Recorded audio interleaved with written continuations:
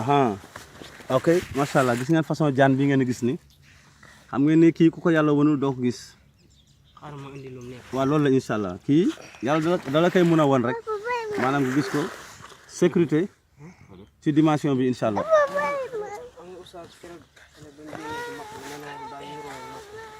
waaw waaw xoolal bii ni mel gis nga ko bu baax voilà lii ci mbirum seytaane rek la ñuy waxtaanee gis ngeen ko bu baax a baax li muy yëngatoo nii gis ngeen ko lii nag sécurité mooy tax yàlla won la ko parce que lii moom vraiment ku ko yàlla mënul doo ko gis foo ko fekk ci biir kanalu kii bi ci fan ci biir kees non foo ko gisee yow waaw mu ngoog loolu tax soo ba léegi may wax ak yow loolu tax yàlla wan na ko loolu am enregistré ma kii la parce que moom mënu ma programme bi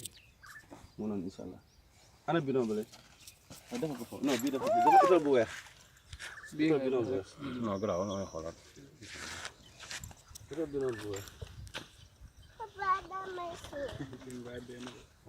kii nag bu ngeen xefee dina ko jàpp de waaw naa mi koy de barki yàlla jàpp ko kay lay def léegi gis nga waaw ngeen kay kii kay du ragal leen gis nga deewul de su la juddoo moo tax du ragal ja